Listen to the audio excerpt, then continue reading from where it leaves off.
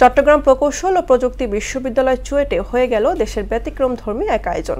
The Odyssey নামের প্রতিযোগিতায় নিজের মেধা বিকাশে বিভিন্ন প্রস্তাবনা উপস্থাপন করেন বিভিন্ন বিশ্ববিদ্যালয়ের প্রায় ৬০০ শিক্ষার্থী। চট্টগ্রাম থেকে আব্দুল হকের ক্যামেরায় রিয়াজ উদ্দিনের প্রতিবেদন, জানাচ্ছেন আফরিন পপি। চট্টগ্রাম প্রকৌশল ও প্রযুক্তি বিশ্ববিদ্যালয়ে দ্য অডিসি ২০২৫ নামে হয়ে গেল সিভিল ইঞ্জিনিয়ারিং শিক্ষার্থীদের জন্য দেশের অন্যতম বড় প্রতিযোগিতা। আইসক্রিমের কাঠি দিয়ে বানানো সেতু, তার উপর একের পর এক ঝোলানো হচ্ছে বাটখারা। কোনটা কতটা ওজন নিতে পারে তা দেখছেন শত শত শিক্ষার্থী।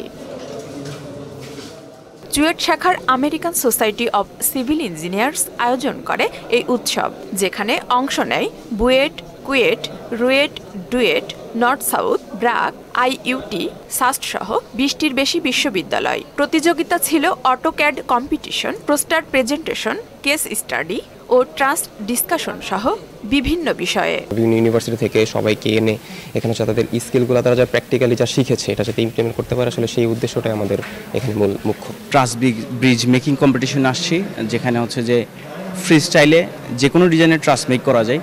টেস্ট কম্পিটিশন, ক্যাট কম্পিটিশন এবং ট্রাস্ট কম্পিটিশন, এগুলোর মাধ্যমে নিজেদেরকে ইনভলভ করতে পারছি। এসি স্টুডেন্ট চ্যাপ্টার চুয়েট আমাদের জন্য যে সুযোগটা তৈরি করে দিল, সেটা কিন্তু আমাদের জন্য এই বাস্তব জীবনে শেখার জন্য, যে আমাদের যে ইঞ্জিনিয়ার হব সেই শেখাটাকে আমাদের আরো উদ্বুদ্ধ করছে। প্রতিযোগিতার পাশাপাশি ছিল টেকনিক্যাল সেমিনার ও ওয়ার্কশপ, যেখানে শিক্ষার্থীরা বাস্তব সমস্যার সমাধান এবং ইন্ডাস্ট্রির সঙ্গে নিজেদের যুক্ত করার সুযোগ পান।